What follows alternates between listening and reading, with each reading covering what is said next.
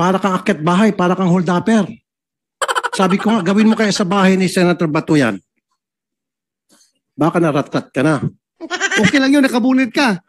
Pero ang hindi okay doon, yung pag-aresto ninyo, dapat may kasama ka na naka-uniform. Uniform personnel para magpakilala na pulis kami. This is a legitimate operation. Hindi yung kayo-kayo lang nakabunit para kayo matulisan doon. What's up mga bay? Kumusta kayong lahat? Magandang araw sa inyong lahat. Sana ayos lang tayo lahat ha. Walang away, walang gulo. Walang away. Basta peace tayo lahat. Kaya naman ako, eto galing sa kung saan saan. Kaya ayun na naman ulit tayo makakapag-upload ng ating video. By the way, ako nga pala si Ibalita Bay. Kung bago pa lang sa ating channel, subscribe, pindutin mo lang yan. Tapos i-click ang notification bell para palagi kang updated sa ating mga ina-upload na video. Ito ang pag-uusapan natin ngayon mga bay.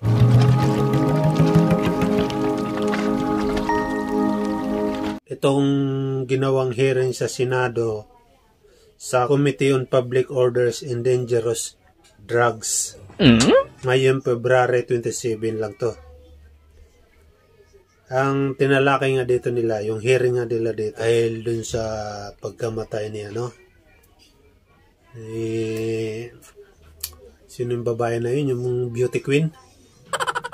Diba? Yun yung tinalakay nila dito sa pangunguna ni Chairman Bato de la Rosa at saka si Senador Rapi Tulfo. Ang nangyari nga dito mga bay ay kinastigo ni Senador Rapi Tulfo itong mga pulis na to dahil pumasok sa loob ng bahay na nagpakabunit. Bonnet. Alam mo yung bonnet, yung mata lang yung nakikita.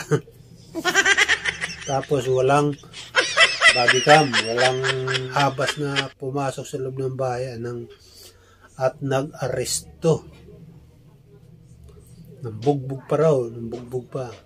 Kaya ito si Senador Rapi Tulfo na uminit na naman ang ulo, nahiblad na naman dito sa mga pulis na gumawa dahil grabe talaga yung pang-aabuso nila. Hindi na maganda. Hindi talaga maganda kasi halimbawa sa inyo mangyari yan, di ba? Sa kamag-anak nyo o kaya sa loob ng bahay nyo, tapos ganyanin kayo ng mga pulis. Masakit yun, masakit. Kahit sa akin yan, masakit gawin yan. Buti na lang ito si Senador Bato de la Rosa medyo umaawat-awat ng konti kasi siyempre siya ang chairman, pwede niya yung gawin magtanong-tanong para hindi masyadong uminit ang ulo ni Senador. Pero hindi natin masisisi si Senador Rapi Tulfo. Talagang ang puso ng mama para talaga sa mahihirap, para sa mga mapang-abuso ay sa mga ina-abuso. At galit yan sa mga mapang-abuso, lalo na sa mga kapulisan. Kasi dyan siya na sanay ilang years, 2 dekada siya dyan. Talagang diba, yan din ang dahilan kung bakit naluklok siya dyan sa Senado. Kaya talagang mamahalin niya talaga yan, yung mga ganyang problema. Narito, panoorin natin yung kanilang balitaktakan. Panoorin natin itong 2 senador na to. Magagaling, mahusay. Ito si Senador Bato de la Rosa. Kilala nyo naman yan, dating chief PNP yan. Galing din yan sa hirap, kaya ang puso niyan hindi mo pwede maisa niyan talagang batikan yan sa pagdating sa mga aksyon. Tapos ito si Tolpo rin. Ito, panoorin natin. Nandito sir si Lieutenant Bernardo, the Chief Intel ng PANDI, na yun yung Sige. nasugatan doon sa Upo kayo doon. Lieutenant promotion. Bernardo. Sige, upo ka dyan. Sino pa kasama mo? Sa operasyon na yun? Warrant officer, dito. Upo ka. Patulungan yung PD nyo sumagot sa mga tanong dahil the PD is only relying on your report. So kayong nasa ground. So kayo ngayon sumagot kung anong nangyari doon. So, Yes, kasama ka ba sa operation?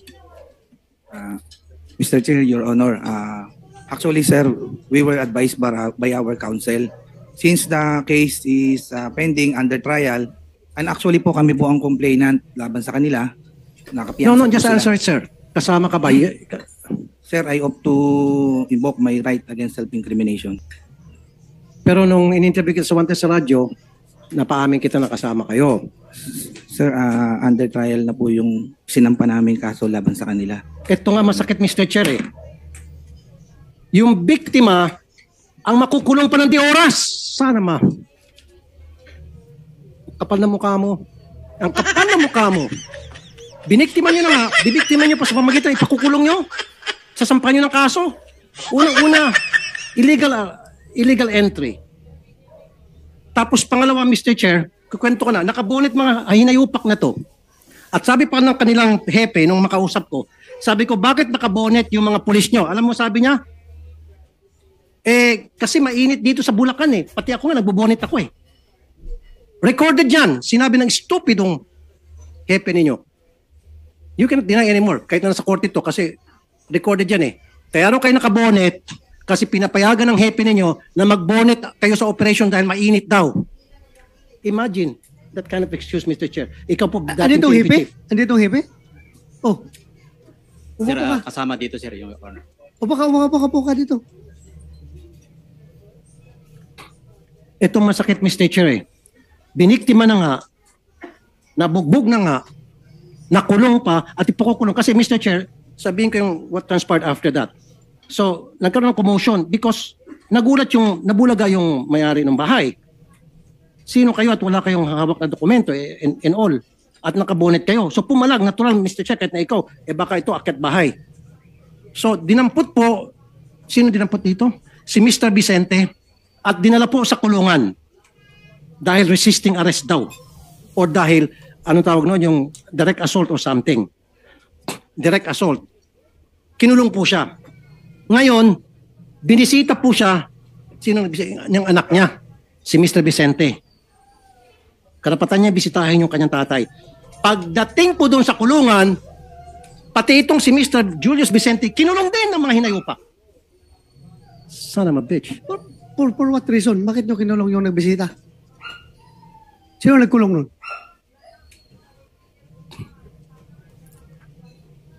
Sino nagkulong?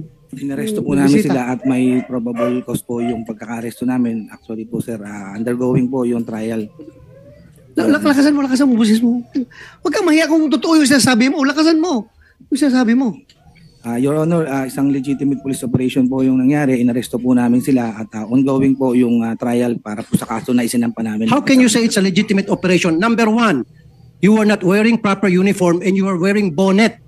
Natural, yung tao na pinasok nyo dahil wrong information binigay sa inyo at wrong house at wala kayong dalang search warrant in the first place, dapat hindi nyo pinasok yon. Illegal entry yon. Number two, wala kayong body camera. Number three, hindi nyo sinabi kung sino ang purpose ng pagpunta nyo doon. Number 4, nanampal kayo. Natural, papalag yung sinampal ninyo. Gawin mo sa bahay ko yan. God forbids. Hindi nyo kayang gawin yan sa mga taong alam nyo papalag at may kakayang pumalag. Ginagawa nyo kasi mga pobre. Gawin nyo kayo sa bahay ni Senator Bato de la Rosa yan. Pasukin yung bahay ni Senator Bato tapos sabihin nyo search warrant para kay Juan de la Cruz. Baka niratat kayo ni Senator Bato. Gets mo? Kaya nyo nagawa dito kasi alam nyo walang kakayang lumaban.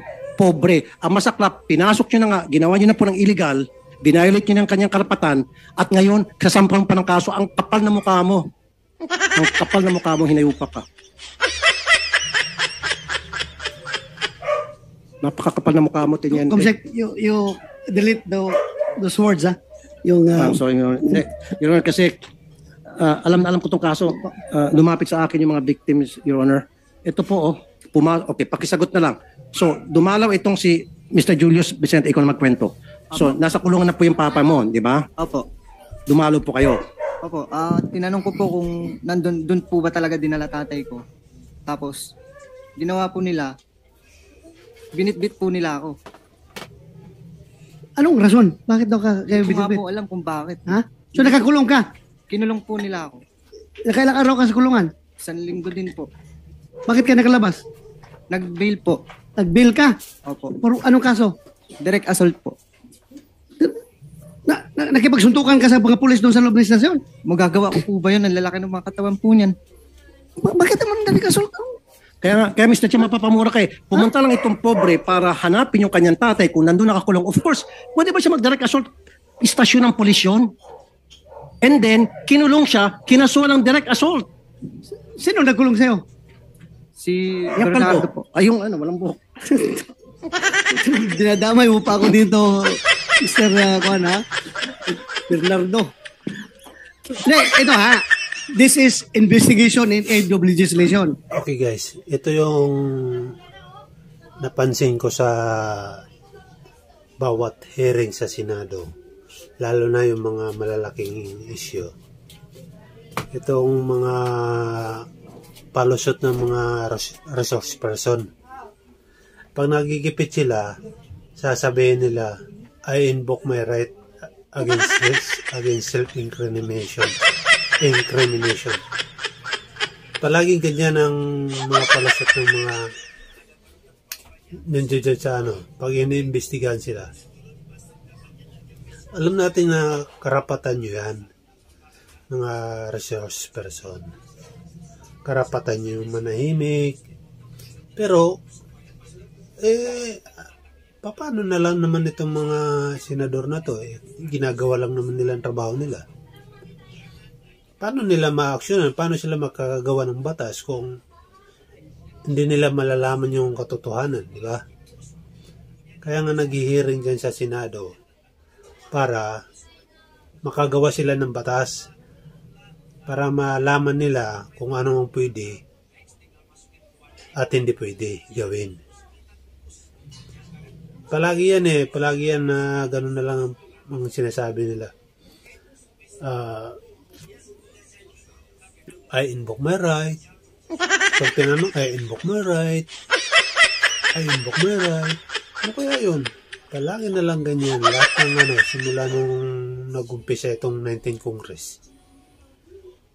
Lagi naman tayo nakasubaybay dyan sa Senate.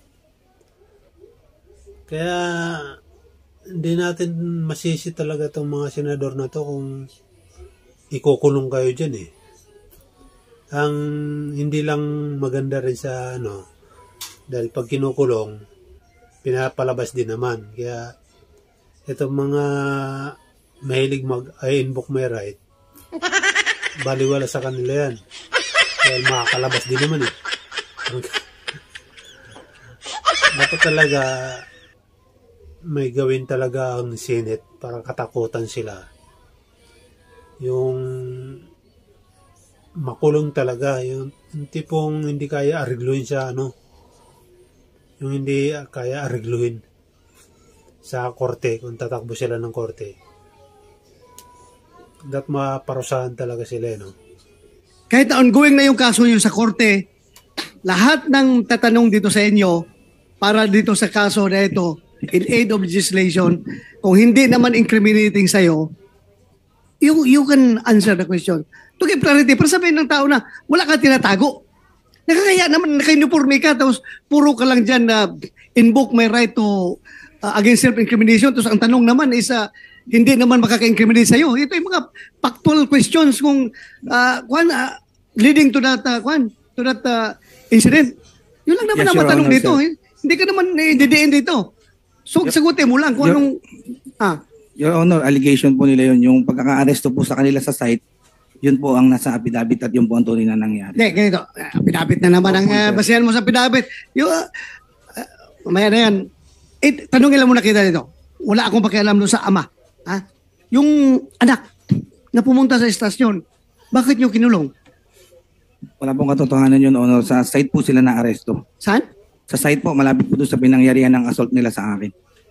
Pati itong anak na bumisita sa Yes, estasyon? Your Honor. Oh, so doon ka daw sa set na Hindi po, Your Honor. Kita naman po sa CCTV po yun. may CCTV kayo? Opo, Na hindi ka hinuli doon sa Opo, site? hindi po, siya lang po. Siya lang. Tatay ko lang po yung hinuli nila. Mr. Chair, i-contempt natin to. May kung mapakita natin CCTV na hindi ka sa site. CCTV. Tingnan mo natin. Pakita sa CCTV, I want to put this guy in contempt. Saan yung CCTV? Can we show the CCTV? Sa TV po. Cellphone? Mr. Julius, ayan, meron ka? Pakibigay. Kasi kung merong video na ikaw ay hinuli, hindi doon sa site, tulad na sinasabi ni Mr. Bernardo, I would like to hold him in contempt at gusto ko siyang makulong sa baba, Mr. Chair. Yes, but before I roll on your motion, I would like to Yes, Mr. Chair. watch the video. Saan galing ang video mo, Julius? Sa kapitbahay po namin na naka-direct yung po sa bahay namin yung CCTV po. Okay. Thank you. Sir Julius, yung video na ikaw ay hinuli hindi doon sa site kundi outside, away from the site. Hindi po. Bali po yung hawak ko pong video po na tatay ko lang po hinuli. Tapos nandun po ako na papaalis pa lang para sundan po ang tatay ko. Okay? Nakatunayan pong hindi po ako doon hinuli sa mismong site po. Okay, so Tingnan natin yung video. kasi when you say site, Mr. Chair, doon sa bahay na kung saan sabi nila nakita nila yung may information sila nandun yung subject ng warrant. Yun yung site. So, tingnan natin po yung video. Chair, habang nilitip yung video, pwede natin pakwento kay Mr. Rodelio Vicente yung pangyayari para malaman ng iba na hindi pa nakapanood ng Wanted sa radyo. Pwede yung pakikwento, Sir Vicente, yung pangyayari. Yes, Chairman. Ako nga pala si Rodelio Vicente. Nung araw pong yun, nung pumunta po sila ron, nanonood po ako ng TV, balita, hapon. Ngayon, may nadidinig po akong nag-uusap dito sa may kusina ko na si Bernardo, kausap yung anak kong lalaki na nagluluto. Ngayon po, abang nagluluto yung anak ko, abang nag-uusap po sila, yung informer niya po pala, umaakit na sa may bintana. Yung bintana namin sa may gilid. Ngayon po, siguro, hindi siya makapasok dahil akala niya, kurtina lang, pala, sarado pala yung loob. Lumabas po siya, pumasok po siya sa loob. Hindi ko alam na siya yung pumasok sa itaas namin. Ngayon, yung manugang ko po nasa taas, sinigawan siya, yung sinigawan yung informer niya. Kaya nagulat ako, ba't may sigaw sa taas? Nung bumaba yung informer, sabi ko, hoy, bakit nandiyan ka sa loob? Sino ka baka ako? Paglabas ko po, tsaka lumabas to si Bernardo. Sabi ko, sir, bakit, sir? Hindi ko po pa alam na pulis sila. Sabi nila, mga pulis kami. Ba't nyo pinatakas yung hinahanap nila? Pero sir, nakasibilyan sila, no? Opo. At nakabonet. Opo, nakagan po sila ng ano. Yes, sir. Nakasaklop po sila. Kaya lumabas po ako. Doon na po kami nagkaroon ng kuwanan, harangan, ng emosyon. Hinarang mo. Hindi po, kinakausap ko po sa labas. Wala pong, sila yung nangaharas talaga. Pero yung hinahanap nila na suspect nandun sa loob ng bahay mo, Wala po, hindi po namin kilala yun eh.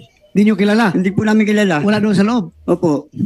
Kami lang po nung nandun, yung anak ko nga lang po, tsaka yung mga apo ko. Okay. Tsaka yung hinahanap po nila, hindi po namin kilala yun eh. Kahit mga kapitbahay nga namin, hindi ko kilala yun eh. Tapos po, So, ilan sila? Dalawa lang siya? hindi Sila? po, bali, 3 po sila, tsaka 2 informer. Yung informer sa civilian. Opo. Kilala mo yon? Hindi ko po kilala yun eh. Pero namumukhaan ko po. Yeah, thank you.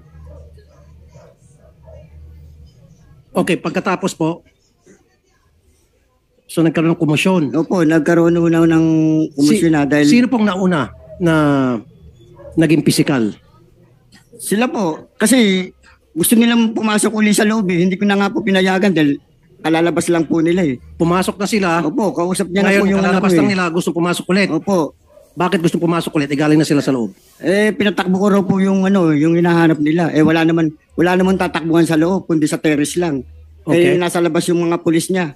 Kaya nung hinarang niyo po, anong ginawa? Inano niya po ako, tinutulak niya po ako hanggang sa nakaano po kami sa gilid na nakatutok yung CCTV. Doon niya po ako pinadapa na ginano niya ako eh. Ginaganan kanya po. Opo, tapos yung manugang ko, hinarang siya, inaawat ako ng manugang ko, sinampal niya yung manugang ko, tsaka yung anak ko eh. Anak kong babaeng tomboy eh. Yung manugang niyo, Tapos pinaguntog ko kami. Pinaguntog. Naguntog kami niyan eh. Yung manugang ko. Manugang mo, pati ikaw, pinaguntog yung ulo. Ganun kami. Tapos nanampal pa ng Anak kong tomboy. pagkatapos po. Talagang silaktan kami. Tapos nung napasok ako dito sa may gilid naman na hindi natapat ng doon naman ako pinusasan. Pagkaposas Sa anong ko, kasalanan daw po nung pinusasan kayo? Wala ho ba siyang binasa sa iyo ng Miranda rights na may karapatan wala ka po, wala. manahimik, et cetera? Doon na lang Wala. po sa munisipyo na lang po. Basta't pinusasan ka, walang Opo, sabi-sabi. Wala. Matapos kayo pusasan, ano pong sabi sa inyo? Dinala niya na ako sa may munisipyo. Pagdating sa munisipyo, ano pong nangyari? Ano, hindi sinabi sa inyo kung bakit Wala ka wala pa po sila sinasabi. Basta sabi nila, yung kakasuhan na lang daw nila kami. Hindi sinabi sa inyo kung anong kaso, bakit ka nandun sa munisipyo? Presinto? Pero asal nga daw po na paglaban sa kanila tinadyakan ko raw po sila Tinadyakan Saka mo tingnan nyo siya. naman yung katawan nila sa katawan namin mag-ama. Kung lalaban kami sa kanila at saka lalaban Tapos kami. kasama po si Corporal Joel Dicen Opo, sila tatlo po. at saka si Bernardo. So ito dalawang malalaking katawan. Opo. Bali tatlo po sila. Ganon din, puro malalaking katawan. So tapos kinasuhan ka ng direct assault. Direct assault. Okay, ilang araw po kayo nakulong? 1 linggo rin po, mahigit. Mga 1 linggo isang araw. Nagpiyansa kayo. If I remember, Mr. Chair, pinalitan ko yung piyansa nila. Ako po, kasi yung nagpiyansa sila, gumaso sila. So yung pampiyansa nila, ako po yung nag-abono. Mr. Rodelio, so pakikwento na po. So habang nakakulong, yung tatay nyo, kayo po ay pumunta saan yung anak? Naghanap pa. So, sige, Mr. Rodelio, sir, nasa loob ka ng kulungan. Opo. Doon ka ba dinalaw ng iyong anak? Hindi po, nakaupo pa po ako. Sabay po kami pinasok Saan po kayo nakaupo? Sa may desk po. Ito po yung pinaka-information, dito lang po sa gilid. So pinuntahan ka ng anak mo. Opo. Pagkapasok po ng anak ko, binuhat po nila 4 po yata silang bumuhat o 3. Sino-sino pinagbuhat sa'yo? Yung anak ko po binuhat nila Sila yung bumuhat So, doon sa istasyon, hindi na doon sa bahay ninyo. Hindi po. So pumunta yung anak mo doon para, Tingnan ako kung saan ako dinala. so nakaupo ka doon at nakaupo yung anak mo. Opo, hindi. Sa bench. Sa upo. Hindi po, pagpasok pa lang po kasi nila ng anak ko, binuhat na nila Binanatan nila doon sa loob, may CCTV ho doon, obligado. Binanatan nila. Binanatan nila yung anak ko. Tingnan yung katawan ng anak ko. Siyempre, kayo man lumagay sa akin, magulang ako. Napakasakit nung babanatan mo yung anak ko, tatlo kayo. So may CCTV sila. Tsak po yun, meron. Dahil po yun, Pero pag station po yun. i-request natin yung CCTV, Mr. Chair, sigurado ako sira na yung CCTV o hindi gumagana. For sure na yan. So ngayon, binitbit yung, ikaw, Julius, binitbit ka at binanatan ka raw? Opo. Ano ibig sabihin ng binanatan, sir? Pinagsasampal po ako.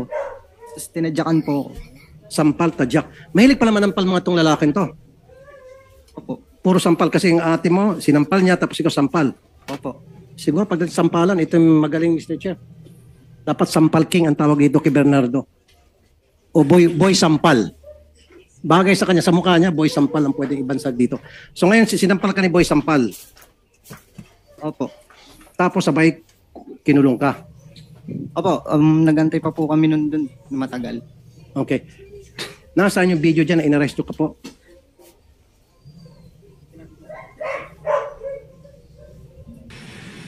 Okay.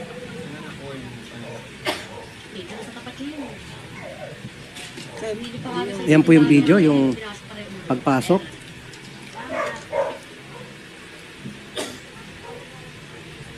Okay, pasok. Nakakitin niya yan. May Malboro na yun.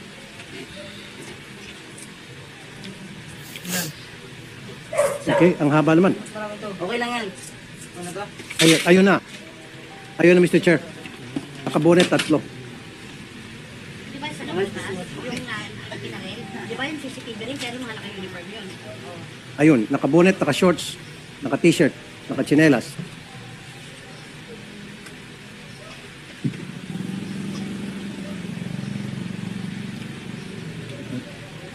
Habang pinapanood natin yung video, Mr. Chair, bakit kayo nag-bonnet? Ba't di ka nag-uniform? Kung kayo po ay legit yung operation ninyo at serving a warrant to a subject na you thought o ayon sa inyong asset ay nandun sa area, why not wear your uniform with body cam at bakit nakabonet? Your Honor, Sige, wait. part lang po ng accessories ng mga riders yun. Accessories? Basta fact po na yung lugar po na yan, sir, ay I've been compound commander there for almost 2 years. Talagang 50 meters away lang po dyan sa site na yan. Ay kilala po ako ng mga tao. So we have to devise. Pero ganun pa man po. Pero bakit kailangan mo? Napakilala po ako, sir, at naglabas pa po ako ng ID sa kanila. Actually, sir, di naman kami nakapasok dyan. Wait a minute. You are going to serve a warrant? Sige, kasi sabi mo makikilala ka. At least man lang body cam for your protection and for the protection of those people na your subject na you're supposed to be serving the warrant to. And why wear a bonnet? Kasi di ba pag gumamit ka ng bonnet, pagkakamalian ka talaga magnanakaw. Kahit man lang sana yung nakasibilyan ka o meron kayong kwintas tapos tsapa, pwede pa kahit naka-shorts ka, naka-t-shirt, basta't nakasabit yung tsapa, identified ka as police operative. With that, para kang akyat bahay, para kang hold-upper. Sabi ko nga, gawin mo kaya sa bahay ni Senator Bato yan. Baka naratat ka na. Your Honor, sinikap po na magpakilala at inilabas ko pa po yung ID. No, bakit ka nag-wear ng bonnet? Part po ng accessory namin yun sa pag-ride po ng motor at kaya po nang nasabi ko, we have to devise at least na hindi po ako agad ma-burnout. Andyan na tayo. Okay, ako, pangkahin kita. Ikaw being member of the intelligence unit ng inyong stasyon, you're authorized naman to wear civilian, di ba? Pag intelligence ka. At yung operations ninyo, kung medyo alanganin ka na masunog ka kagad, okay lang yun, nakabunit ka. Pero ang hindi okay doon, yung pag-aresto ninyo, dapat may kasama ka na naka-uniform. Uniform personnel para magpakilala na police kami. This is a legitimate operation. Hindi yung kayo-kayo lang nakabunit para kayo matulisan doon. Your Honor. Matagal ako sa intelligence unit. Ginagawa namin yan, nagbubunit kami para hindi masunog ang mukha, hindi makilala, nakasibilyan. Pero, pag effect ng arrest, andyan na yung uniform personnel para makita na police talaga ito, police operation. May kasama kayo na uniforme? Wala. Yes, sir. Actually, sir, mayroon po kaming kasamang uniform personnel few blocks away po doon sa possible site ng pag-aarestuan. Nandun na sila? Yes, sir. Sumama? Yes, sir. Wala man ako nakita niya sa CCTV. Few blocks away po dyan. Actually, kalsada Few blocks away. So, pag effect nyo ng arrest, hindi sila pumunta? Hindi na po nagkaroon kasi po ilang minuto lang po yung nangyari na nagkaroon na po ng commotion. Mr. Chair, few blocks away is the police station. Ibig sabihin, nandun sa police station. Kaya nga. No, sir. Dyan po sa mismong residence 3. Sir, anong difference ng warrant of arrest sa search warrant? Define the difference. Sir, yung search warrant is yung person ang target po. Unlike po sa search warrant is ang subject po is yung mga bagay. Sir. Mga bagay. So, di ba, para ikaw ay makapag-serve ng warrant of arrest sa isang tao na nasa loob ng bahay, kailangan mo din ng search warrant. Yes or no? No, sir. Actually, pwede po namin i-serve yung warrant of arrest. Ano man po ang location niya at nasaan man po siya, sir. Sandali, nasaan dito yung NAPOLCOM? NAPOLCOM, makinig kayo, sir. Sabi, pinadefine ko sa kanya ang difference ng search warrant sa warrant. Sabi niya, yung warrant is for a subject, a person. Yung search for a thing. Okay ako doon. Now, sabi ko, pag ikaw ay mag-serve ng warrant sa isang tao na nasa loob ng bahay, dapat ba kailangan mo ng search warrant? Sabi niya, no. NAPOLCOM, ano po opinion nyo? Your Honor, maraming po salamat. Kung hindi naman po mag-search sa loob ng bahay at hahanapin lang yung taong kinakaukulan na nakalagay naman doon sa warrant of arrest, hindi na po. At hindi na po kailangan ng search warrant? hindi na po kailangan pansamantala na wala naman pong hanapin sa loob. Yung warrant of arrest lang po ng tao kinakaukulan. So ibig sabihin, anybody can enter the house of anybody kung sa tingin nila nandoon yung kanilang target. That is very dangerous, Attorney Bernardo. So ibig sabihin, lahat ng pulis natin, basta't meron siyang hawak na warrant of arrest, pwede niya pasukin kahit na kaninong bahay, kahit na bahay mo. Kasi tulad ng sinabi nito, meron kami information na itong subject namin ay sa bahay ni Attorney Bernardo, pwede ka nang pasukin.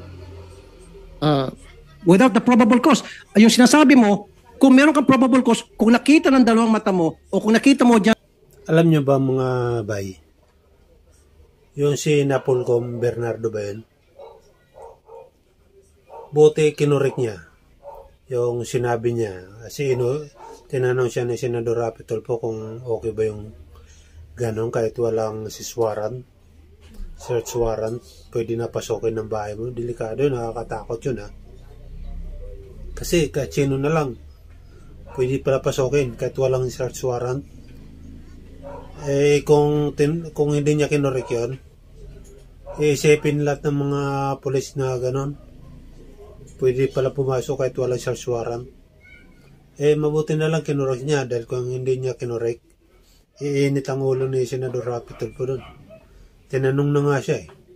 Kaya pansin niyo ba? Tinanong siya, parang uminit ng ulo, buti kinurek niya eh. Hindi maganda yun. Yung sasabihin mo, Napolcom ka, tapos sasabihin mo, pwede pasukin ng isang bahay kahit walang search warrant. Tama si Senador Rapi Tulfo, nakakatakot yun. Kasi pag mapag-initan ka lang pala dyan ng isang pulis, di ba? Alam mo, kawit bahay mo, mapag-initan ka lang, pwede ka na pasok-pasukin sa loob ng bahay. Diba? Delikado yun. Tuloy natin. Bintana na nagpapaypay, nakabukas ang bintana, then there's that probable cause. Pero kung wala ka nakita, base lamang sa chismis na sabi ng asset, nandyan yung subject, kailan mo ng search warrant naman siguro, Attorney, sir? If I may quote, Your Honor, please. Yes, sir. Narito po sa Section 11 ng Rule 113, right of officer to break into building or enclosure. An officer, in order to make an arrest, either by virtue of a warrant or without a warrant, as provided in Section 5, may break into any building or enclosure where the person to be arrested is or is reasonably believed to be, if he is refused admittance thereto, after announcing his authority and purpose. Your Honor, gusto ko lang pong i-qualify, hindi po tama yung proseso nila sa pag-serve ng arrest warrant. Dapat hindi po sana ganun. Dapat nagpresenta muna sila, nagsama, gaya po ng sabi po ni Ginoong Chairman, dapat dala-dala nila yung uniformadong PNP officer at yun ang pag-serve nila. Kasi kung intelligence yung purpose nila, hindi sila yung mag-a-arrest. Dapat merong arresting officer talaga na nakasuot ng uniforme at merong body-worn camera. Granting for the sake of argument, kung wala ho body-worn camera, meron silang alternative na barangay recording. chairman, barangay tanod, pwede siguro. Kasama po dapat yun na meron ding sanang elected officer na barangay tanod. Hindi kami sumasang-ayon sa proseso nila, Your Honor. Okay, let me tell you this, Attorney Bernardo, and magkamag-anak kayo? Hindi po kami. Ngayon ko lang sila nakita. Medyo malungkot nga lang. Okay. Once upon a time, I had this program, Philippines Most Wanted, sa PTB4. What it was is, nanghuli kami ng mga wanted na may warrant. Sumasama po ako sa CIDG.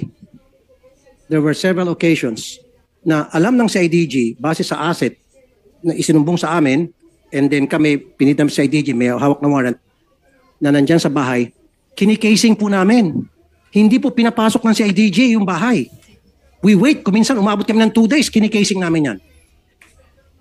Ngayon, paglabas, sa kadampot. Meron pa isang insidente. Nagpanggap yung CIDG na magdi-deliver. May delivery dito. LBC. Nag-uniforme pa. May delivery para kay ganito. Kay Juan. Paglabas ni Juan, ikaw ba si Juan? Tapos may kasamang picture. Ako nga po, sabay posas. Hindi pinasok yung bahay. Yung sinasabi mo kung gano'n, then we have to revisit that law, Mr. Chair, and we have to amend that law. Napapayagan pala. Ang baka sinasabi mo yung while in hot pursuit, siguro. You don't need a search warrant if it's kung yung suspect ay tumatakbo at nakita mo pumasok sa bahay, yun ang probable cause, pwede ka na mag-break in pursuit of a suspect. Pero kung yung, Mr. Chair, yung base lamang sa sabi-sabi ng asset na sa bahay ni Attorney Bernardo, yung suspect, papasukin na agad, payag ka, papasukin na agad, magbe-break in, dala lang warrant of arrest, how would you feel? Anong pinong sa batas na yan na binasa mo sa akin? Your Honor, may iwasan po sana ito kung merong coordination na maayos at maayos na pag-uusap. Kung hindi naman sila nakakatiyak na nandoon yung taong tinutukoy ng warrant of arrest, hindi na sana sila nagpatuloy. Exactly. Katunayan nga po, iba yung hinuli nila at mali po talaga. Meron pong magandang proseso sana.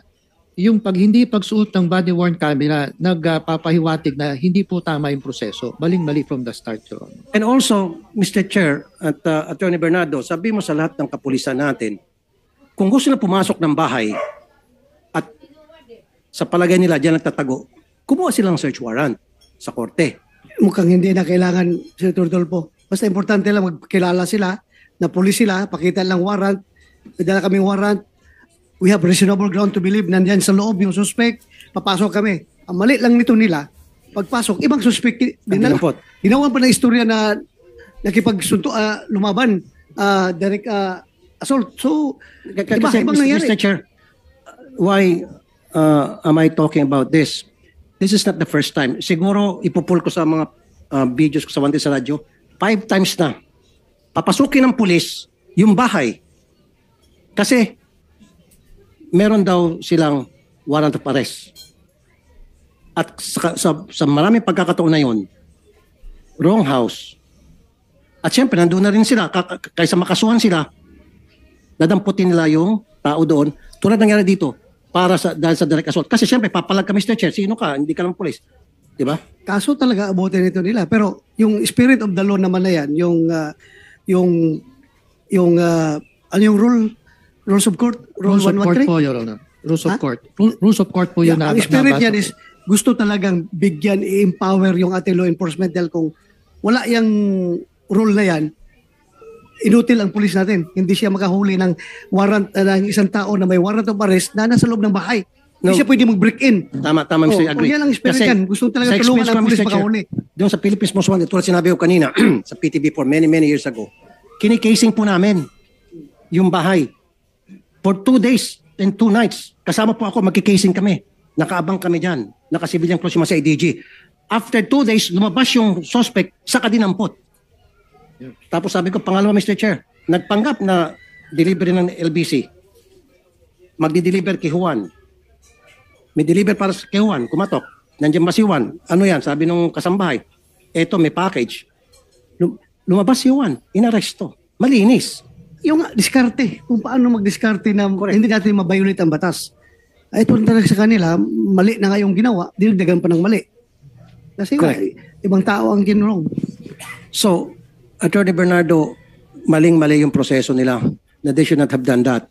Sabi mo, dapat may pulis. Sabi nila, yung may kasamang uniform personnel. Yung uniform personnel, sabi niya, a few blocks away. Sabi niya, a few blocks away. Tama po ba yun? Mali po yun. Dapat kasama po.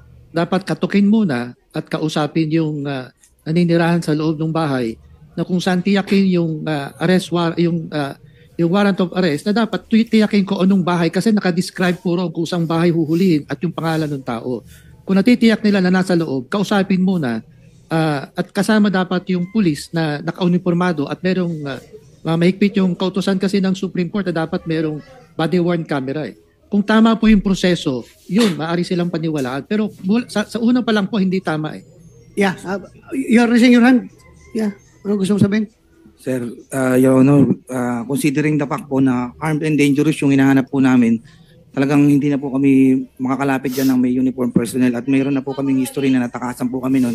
And for the information, sir, yung pong target of operation namin na yan ay nahuli na rin po. Dyan din po sa block po na yan, malapit po dyan. Nakakulong na po ngayon, sir. Yun nga, naintindihan kita, gusto mo talagang mahuli yung tao na subject of the warrant of arrest. But in doing so, you don't have to violate protocols. You don't have to violate the law.